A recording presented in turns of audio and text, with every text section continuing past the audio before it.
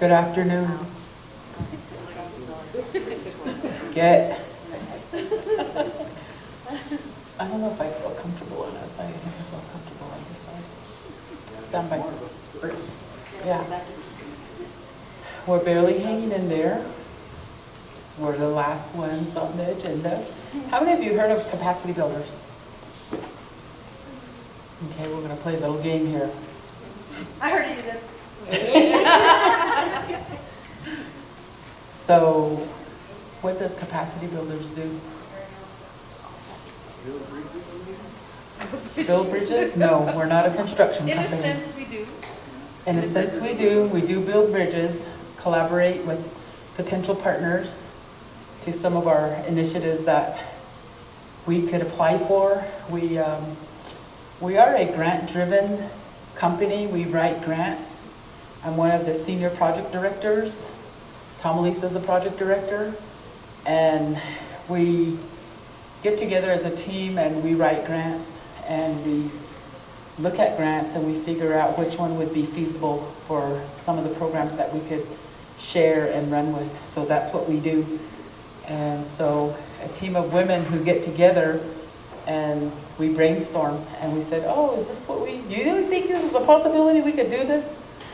We really brainstorm and we think about the pros and the cons. What are we going to deal with? And you know, what's the best thing that we could do? And so that's what we do. Capacity Builders has been in existence since 2007. But before I go into the history of Capacity Builders, I'll introduce myself again. My name is Gloria D, and I did work for the Navajo tribe for about close to 25 years. And I worked with the Chief Prosecutor's Office and the ICWA unit with the Division of Social Services. I put in my years with the Navajo Nation. I think I served my people, you know, with those wonderful years, and then decided to go back to graduate school. So when I went back to graduate school, I left the Navajo Nation in 2017, and that's where I found Capacity Builders. I did my field work there and wasn't looking for a job. I wanted to be a poor student, just to get a feel of what it's like to have no money in your pocket and just go with resources that are available in the community. So I went through that, and yet I was trying to not share my resume or my background or anything because I knew these guys would hire me. And I was stingy with my resume. Gloria, let's have your resume. And I just went like this and like that. And then the lady came over and she took it out of my hand and she looked at it and she's like, we need you, she says. And I said, no, you guys don't need me. And so she says, you have a lot of experience. I said, yes, I do. And so I joined Capacity Builders in 2017. I'm going on my 8th year next month. So I'll be with them. I'm one of their, like I said, I'm one of their senior project directors. I run 4 federal grants for Capacity Builders. I run a drug-free communities grant program, and also 2 SAMHSA grants, Strategic Prevention Framework Grant, Partnership for Success, and also Sober Truth on preventing underage drinking, and also an OVC grant, Developing Future Victim Specialists. And so my work took me into all different avenues of what I have in my background, especially for advocacy in domestic violence, sexual assault. So I do a lot of that. I've got my feet wet in advocacy, and that's a lot of the things that I've been doing. And when you go to work, and when you work and put your mind to something, it involves everything in advocacy. You know, whether it's criminal justice, social justice, you know, procedures, politics, it all is all in one big circle. So if you can go to the next slide.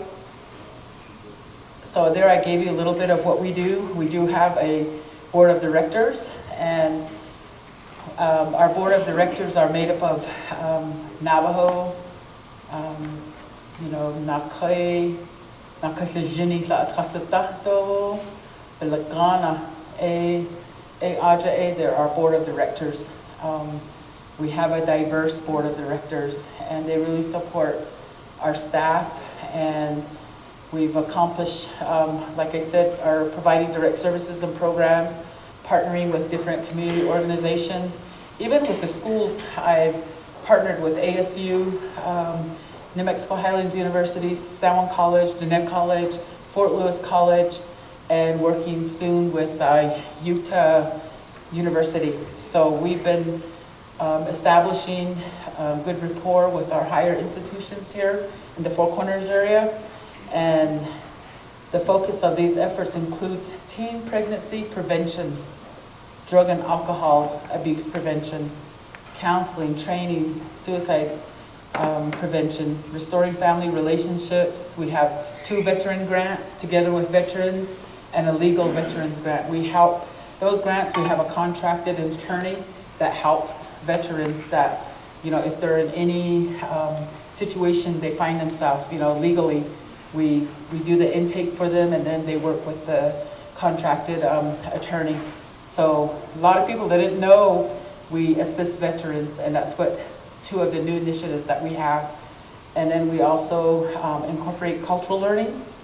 And with that, I think a lot of that is based on my peer, coaching.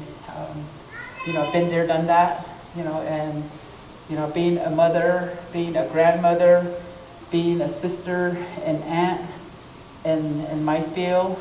I even teach our staff. I always talk to them in Navajo all the time. They just look at me like, what? What did she say? And I told them, figure it out. It's for you to understand, and they have an idea, and they kind of just look at me like, what? What did she say? And so just basic little things like that. We do that. You can go ahead and go to the next. So we've developed, this says 50 programs since 2007. These are all the initiatives that we have. Our Fatherhood Fire program, Fatherhood Family Focused, Internet Resilient and Essential. We have case managers there that go into the tribal jails, Tuba City, Kayenta, Chinle, and Crown Point jails, and they push out a curriculum out there that is Fatherhood Fire. They do a lot of peer recovery. One of our case managers started a garden out at the Kayenta jail, and with the assistance with the LDS missionaries, and they've really come a long ways. They've put a garden out there. It's not all just about sitting in a jail cell. So we got individuals who are interested in producing produce. So they were cooking the food that was planted there, like the squash, the corn, and things like that. So I thought that was a really cool program. And then I have my OVC Victim Specialist Grant, Drug-Free Communities, Behavioral Health Services, which Thomalisa will elaborate on that. Also the Rural Communities Opioid Response Program. We do work with New Mexico Department of Health on their community-based harm reduction and linkage to care. And also our peer recovery coaches. We do have peer recovery coaches in San Juan County and McKinley County. And also the 2 next programs that I just touched up on, the Strategic Prevention Framework, and also the Underage Drinking Program, which is here in Fort Defiance. I run the Navajo Youth Builders Coalition here in Fort Defiance, and we've been working tirelessly on a curriculum that we've been working on. And so once we get it launched out, it's coming hopefully by the end of December. I think you guys would really love our curriculum that we came out with. It's called the Navajo Horse Journey Curriculum. So it's all based on giving a little bit of substance abuse awareness for youth ages 9 to 17 years of age. And we talk about who am I, clan identity, to what I want to be when I grow up, and things like that. It's 14 sessions. We got a parent handbook. We got a facilitator's manual. And so we are going before the Navajo Nation IRB soon. So hopefully, while the council went supported our resolution, so we got it passed. So now it's the bigger piece is getting it to the IRB process. So we're excited about that. And then we have our National Park Service 21st Century Conservation Service grants. We have a team of young people who fix the trails and paths at Canyon de Chelly, Navajo Monument, Hubble Trading Post, Salmon Ruins, different areas, Bistai Badlands, and they go and they fix the trails, they redo things, and I think there are some of the youth that aren't recognized, but they're the ones that work with the park services. And then we have our New Mexico Youth Mentoring Services that's taken up in Salwin County at Kent Hale Residential. They do a lot of the youth mentoring there. Our Teen Pregnancy Prevention Program, we finally opened the doors to Window Unified School District. So we are here with Window Rock and also with Central Consolidated School District in Salwin County. And then our Together with Veterans, Rural Veteran Suicide Prevention Program. We have an organization, they meet every month at our office in Farmington. And then we have the Legal Services for Homeless Veterans and At Risk for Homelessness. So I think those two grants that a lot of people weren't aware of, but we do help veterans. And then some of our additional services include our sister transportation company, our Red Apple Transit program, and also our Let's Go transportation. And we have an office in Gallup and in Farmington. Next slide. So let's stay informed, stay alive. What is PolySubstance and Stigma in Northwest New Mexico area? We always ask that question. What is polysubstance? And those things occur when one or two or more drugs are put together, say like with fentanyl, with the xylene, or different things, and they are taken together either intentionally or unintentionally, and so sometimes you get a medication prescribed to you and you says, oh, this isn't good enough, it's not working. So people start mixing other drugs with their prescription drugs, or they use other drugs and mix them, which is a big no-no. And so learning about the risks and consequences of mixing different types of drugs, that's, we have to educate, especially our young adults, saying no, that's not the way to go. And just the other day, I was taking a QPR test and took it virtually, and I was telling the ladies, I said, I challenged myself, went through the whole material, read it, and I was telling them, I said, I actually got what did I say, an 87? A 91. And I said, oh, I guess my brain is still functioning. It gives you a test. And I said, I guess it's a good thing I didn't go into my PhD. I'm going to lose my marbles. I said, and she's laughing. She's like, really? I'm like, yeah, I got a sister-in-law. Sometimes you don't know what she's talking about. So intentional and polysubstance does occur when a person takes a drug to increase or decrease the effects of a different drug, or wants to experience the effects of the combination. Unintentional polysubstance use occurs when a person takes drugs that have been mixed or cut with other substances like fentanyl without the knowledge. And they say that, every year, we lose a lot of people to an overdose. Too many people, especially young people, 18 to maybe 35. But then after hearing this morning, they said, it's different ages these days. It could be a 65-year-old, it could be an 80-year-old. So next slide. So the dangers of polysubstance use, again, mixing. I think one of the biggest common things here is meth. I would visit our local casino and you would see these people with nerve damage, and it's scary. They're high and they're like, what is going on? What happened to this young, beautiful person? And you notice, observe, and you're like, wow, I used to know that young person when they were in high school, or, they were out in the community, and now you see them that they're just all pretty much really high, and they're nervous, uncontrollable. They've lost a lot of weight. So, even, these stimulants that they mix with, they have examples of ecstasy, cocaine, meth, and, all these different drugs you could imagine that comes even in prescription, depressants, your Debbie Downers, a lot of these things that are just so mixed just to, I guess, escape of not thinking anymore, and they just get too depressed, and so, and then that opens the doors to suicide, opens the doors to bigger problems, and that's some of the dangers that, we need to recognize. And so when I was taking the QPR, I was like, it says be direct. Let that person know. Don't beat around the bush, you be direct. I said, oh, I can do that. That's not a problem for me, because that's how I run my team. I'm really direct with my team, and I don't, what they call it, sugarcoat stuff.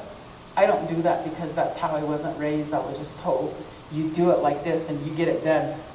So over the years, just growing up and having to experience the do's and don'ts.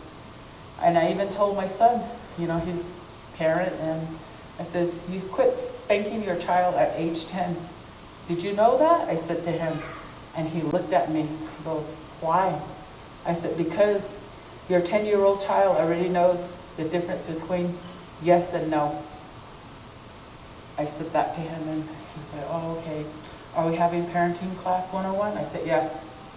Because he's like, but I didn't yell at you. Did I yell at you? He says, no. He says, you used your fingers at me like this. He says, you better not let it get to 3 or you're in big trouble. So every time I just raised this finger and went like this, he knew that was to stop, because he knew mom was going to come up dangerous and get mad and angry. And so that was my discipline for my boys. And now, my oldest son became a dad. And I told him, I don't want you spanking your daughter anymore. She's going to become a young woman soon, and it stops. But sometimes, what does Gloria do? She steps her boundaries. Because parenting is really different these days. Some people, they don't intervene at an early age, but I do. I intervene, but I always get told, play your role, you're the grandmother, I'm the parent. I know that, but, but when it comes to drugs, it's a non-conversation about drugs, because little kids need to know that. They need to know not to be offered candy, not to be offered stuff.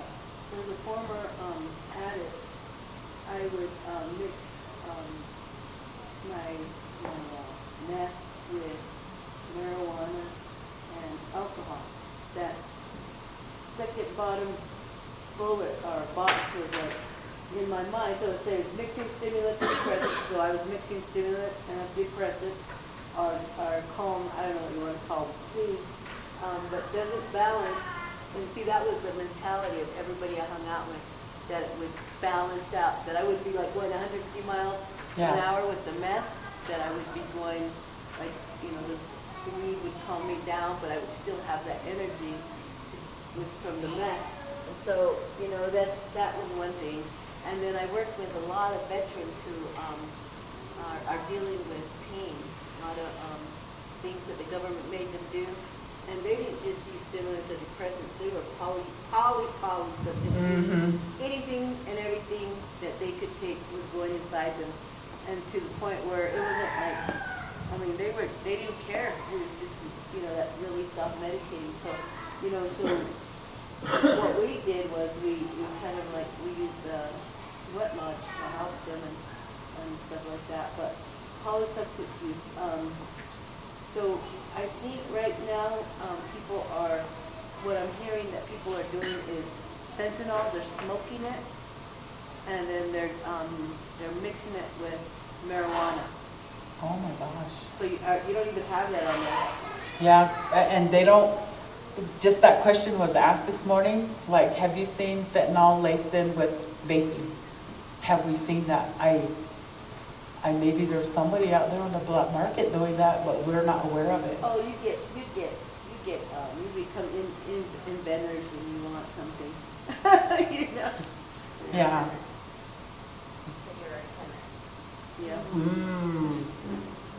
Yeah, even those kind of awarenesses need to be put out there, you know. And so for me, I mostly focus with little kids a lot of times. And you try to want to catch them at an early stage of saying, no way, leave it alone, bad it, you know, and you're like, it's not good for you. So, you know, some of that. And then you get, my sister's a Head Start teacher, and she says, oh my gosh, you won't believe what this little kid said to me today. She's like, oh, I dressed myself for school, Mrs. Berlin, I dressed myself today. My mom couldn't wake up. What? She says, my grandma's the one that just dropped me off here. My mom wouldn't wake up. Why? Because she was too drunk.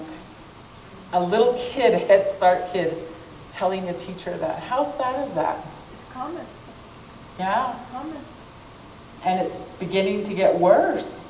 And I'm like, oh my gosh. And my sister would come back and I'm like, I don't know how you can, these poor little kids, you know, and they're coming home, going to school, and they tell you, she goes, yeah, they tell me everything. She says, but I find ways to talk back, to resolve, to say, oh, maybe we'll check on her, you know, we'll have somebody, the teacher, check on, tell her that teacher's gonna come and see her, you know, and things like that, so that it would make the child feel a little better, more comfortable, and more at ease, so that they don't have to worry at a very early onset age. So, yeah, these things are happening. Okay, go ahead and go to the next slide. So what about prescription drugs? I know when we went to Kayenta Flea Market 2 years ago, we were out there and this old elderly grandma came up to me and she asked me, she's like, what is opioids? She says to me.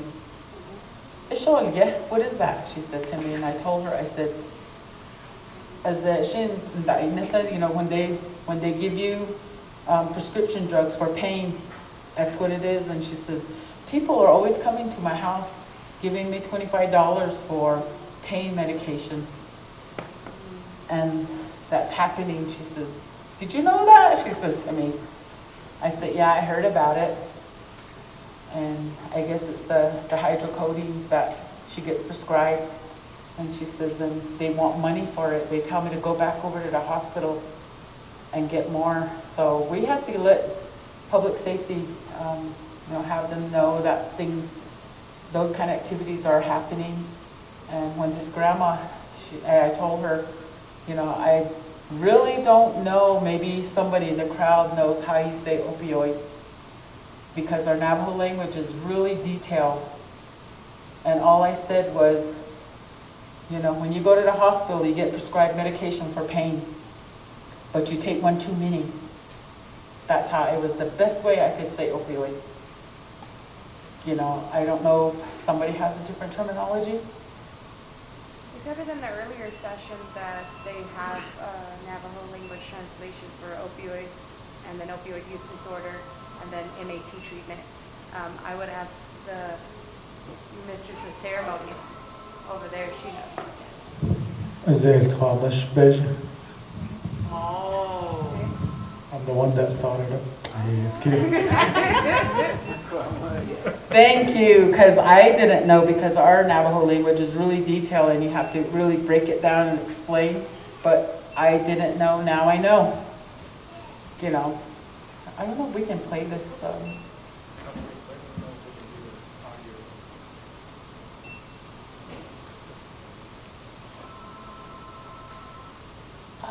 No audio.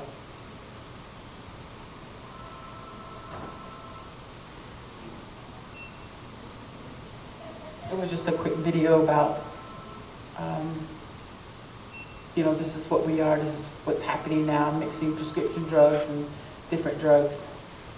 And I thought that was something that was really important because it all involved the Food and Drug Administration. So, and it's just saying that, it's not good to mix our prescription medication. So next would be Tommy, if she doesn't fall asleep. Next slide. She's going to cover stigma. Alright, Thomalisa, Yazzie, and Isha. Toa Khana National Donald Emphasis Chin. Kimfuchini Dashiche Dot is Khana National. And I am originally from VCA, King Valley, out in the Monument Valley area. And I am that just went in my ear. I am currently the project director for the Rural Community Opioid Response Program at Capacity Builders. We also have a consortium called the Four Corners Health Network Consortium. So we do most of our work is in San Juan County and McKinley County, providing opioid fentanyl awareness presentations, Narcan training, mental health first aid, anti-vaping facilitations to the elementary students and high school.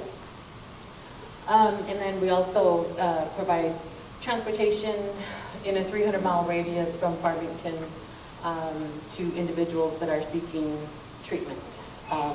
So we've gone from Farmington to Espanola, Santa Fe, and even also worked with Four Corners Detox and Recovery. So, and then we also have Santa Cora treatment facility, residential treatment facility in Farmington also. So, and then our Northern Navajo Medical Center, they provide referrals to us also. So we do provide that free transportation. That's kind of one thing that's unique about our grant that we're able to provide. So, been pretty busy with that, and I'm glad that we're able to help those individuals. Another thing that we do is my client care coordinator and co-occurring recovery specialist provide peer support services, aftercare plans for those that are incarcerated in Crown Point jails, in San Juan County, and also in the Farmington, San Juan County area as well. So working with those individuals, San Juan County Alternative Sentencing is another facility that we work with, and just making sure that they're receiving the services that they need, making that smooth transition when they are released into society, that if they need help getting their birth certificate, social security cards, driver's license, things like that. One of my team members is also a certified peer housing specialist, so he does have great connections with the housing programs in Farmington, or San Juan County. So, so stigma. We've all have experienced stigma, whether it be, verbally. As natives, minorities, we do go through a lot of discrimination, which is also kind of a form of stigma as well. So stigma is a broad term used to describe negative and stereotypical thoughts, attitudes, and behaviors about a group of people based on identifying characteristics. It is also associated with gender, skin color, sexual orientation, religion, where someone is from, or how they talk. So in the substance abuse or substance use disorder field, alcohol, AUD, SUD, OUD, we do hear that a lot. Because of the current trends that happen, there's always new terminology that comes up. We try to stay current so that we don't offend anyone. We always want everyone to be inclusive. We want to always provide a safe space for those individuals that are seeking a healthier life, a healthier journey. So we don't want to discourage them in any way. So sometimes we're not aware of all those ever-changing trends, but we do try to keep up with that as much as possible. Next slide, please.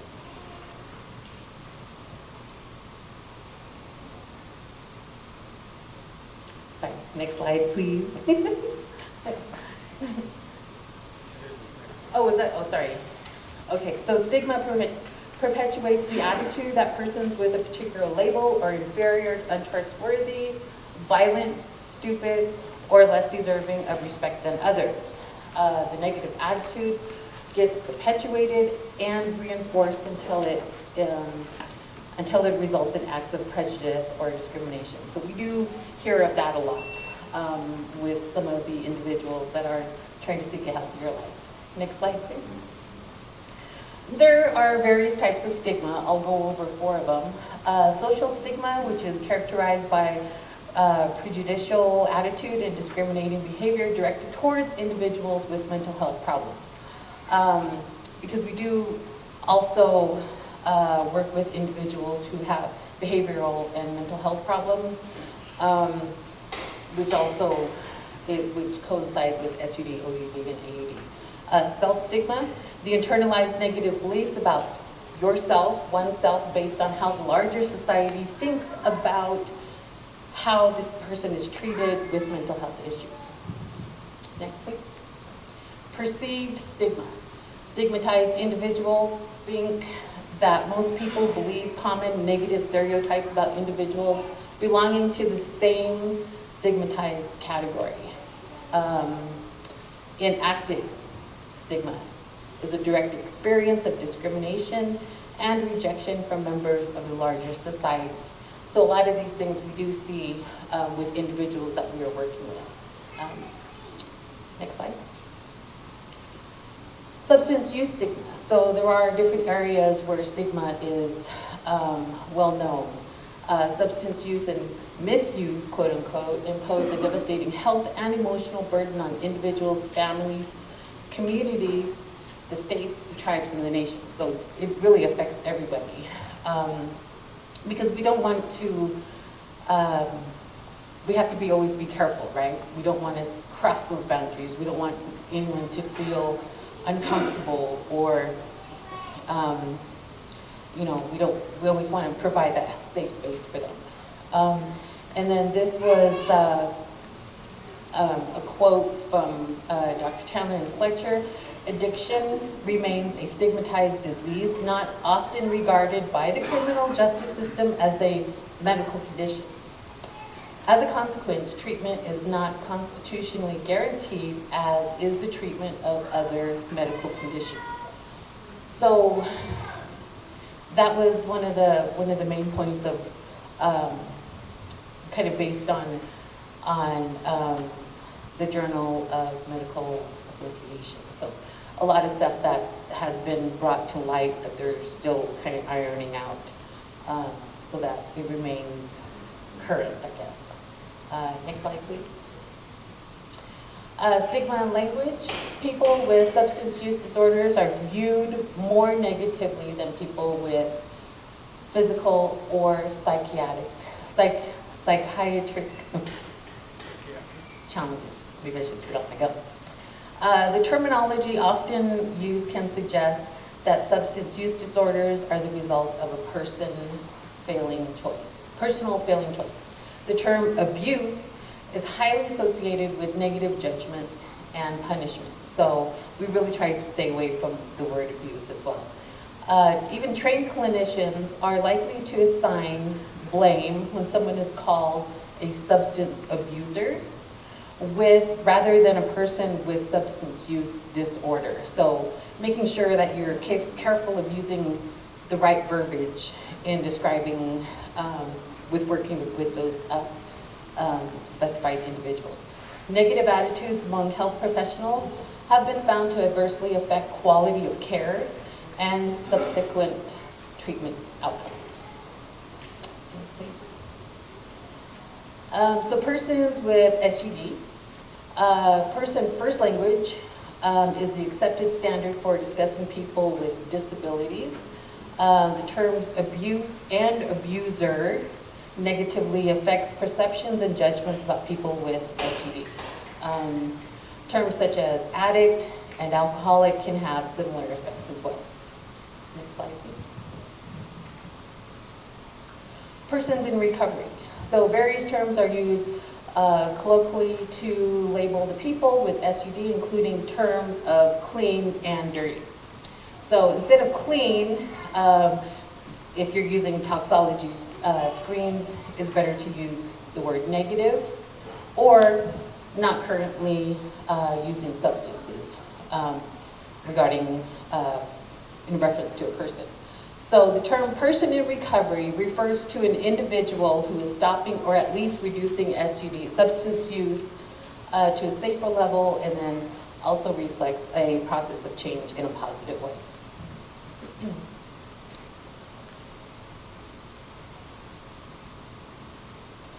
So language matters, like I said before. Language always matters. We always need to make sure that the individual feels safe, that they feel comfortable, and we're not giving them any means of, any means of feeling discomfort, awkward, out of place. So saying person with opioid use disorder versus saying addict, user, junkie, abuser. It's better to say disease rather than saying somebody with a bad habit. Person living in recovery versus ex-addict. Substance dependent versus hooked. Medication is a treatment tool rather than saying medication is a crutch. Medication is a treatment tool because that is something that's always going to be used. You always need to reach into your toolbox to fix a problem, right? There are many problems. There are different areas that need to be worked on. So using that rather than saying it's a crutch, that they're just leaning on it and not making any positive changes. Had to return to use as opposed to saying relapsed.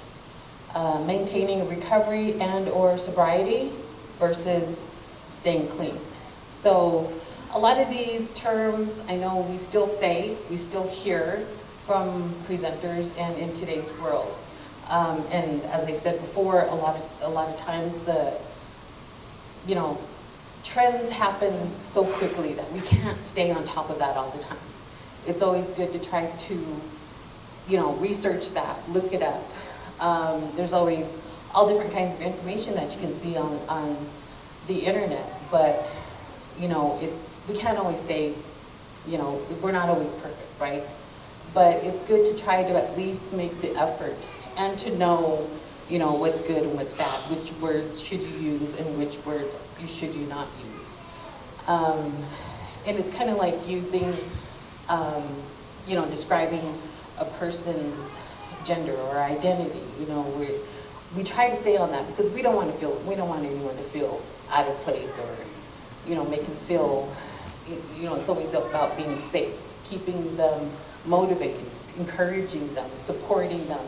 And if there's something that maybe you're not sure of, you can always ask them. They may know more about how to be addressed rather than you trying to figure out how to, the right words to use. Okay? Next slide, please. So with stigma, like I said, we're always trying to stay on top and kind of almost like trauma-informed care. How is your organization working with workplace trauma-informed care? Same thing with stigma. What is something that you can do in your organization, or is there something that you're already doing in your organization to combat those stigma issues? Anybody? Is that something like maybe like during your mandatory staff trainings or something, or meetings that maybe one program gets to update everyone else, or say, hey, this is a current trend that I heard is going on, this is what I want to share with you guys? Does your organization happen to do that with one another to help each other stay on top of what's going on? Yeah, to an extent, I think we're an organization, we both work for ADHS, and so most people are very aware of terminology that's appropriate or inappropriate, but we do make an effort to try to incorporate stigma into any trainings that we provide and to model language that is less likely to push people away. Yeah. Make them feel uncomfortable. Right. And it's always, you, change is hard sometimes too. Yeah, it is. You still Yeah. have sometimes, and it's okay to correct yourself. Mhm. You know. Yeah, and then even asking the individual, what's appropriate? What would be more safer for me to say from coming, you know, from your point? Yeah. And it is just that education aspect, because then you get people who are like, well, they say junkie or things like that. Well, they can't. You Yeah. can't say that.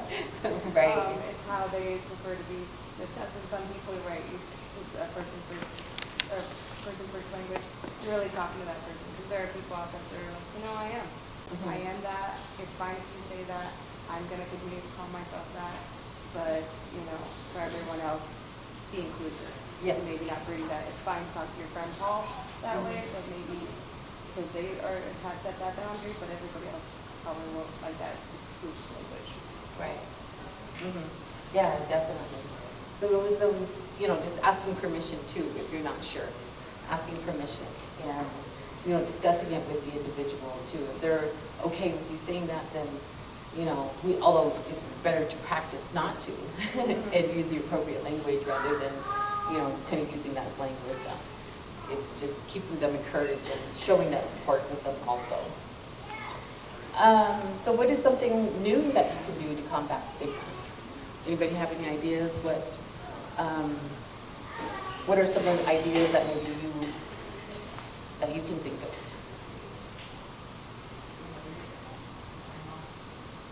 Be more aware. Okay. Aware. Okay.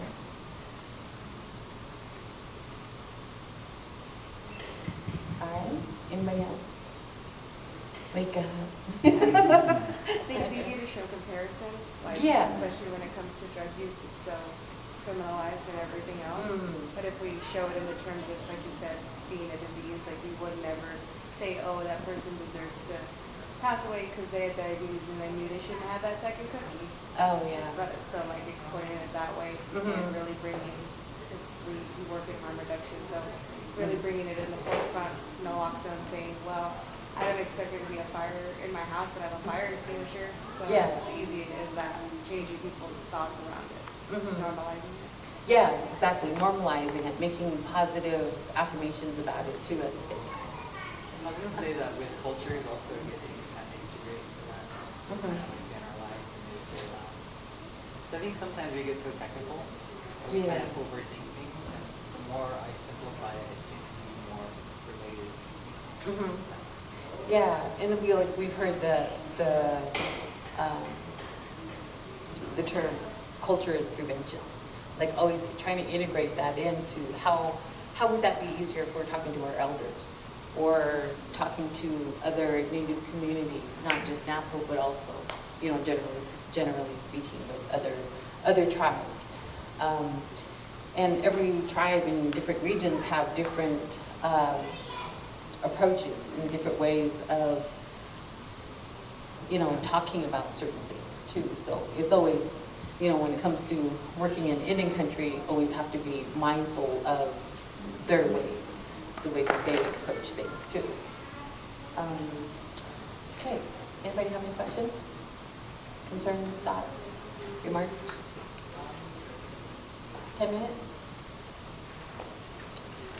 Okay, I kind of breezed through that because I thought you guys would I thought I heard some yawns out here. So here's our contact information, Gloria, GD at Yazzie Builders, and those are our work cell numbers. So if you guys want to get a hold of us, we also do, like I said, Narcan training, mental health first aid for those that are working with adults. We also do youth mental health first aid for those that are working with the youth. Narcan training, anti-vaping facilitations for the school, and then opioid fentanyl awareness presentations for the community, for your workplace, and then also we do that in the schools also. And if you need any peer support services from my 2 team members, and they're always willing to provide peer support services to individuals as well. We are going to be doing a lot more work around McKinley area. We've kind of really focused on San Juan County area only. However, we're going to be reaching out to McKinley area and providing some additional services out there too. So, if you guys ever have any questions, would like a training or a presentation, our contact information is there. Okay. I was wondering, you guys mentioned counseling on your information and what services you provide, so maybe you can elaborate on that. And the second part is, do you only provide services for people in San Juan or is it through, do you come here to Arizona as well? What is your service delivery? Okay, our service delivery area for my program, the Rural Community Opioid Response Program, is New Mexico only, San Juan County, McKinley. Gloria's program, the drug-free communities with the Navajo Youth Builders Coalition, their target area is for Defiance Agency. So they do similar services. We provide all the awareness presentations and the Narcan training. The only thing different is we provide the transportation for New Mexico area.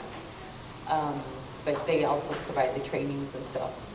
And then the other question for the Behavioral Health Services Divisions, we have 2 licensed therapists who provide group counseling and individual counseling for free on Monday evenings.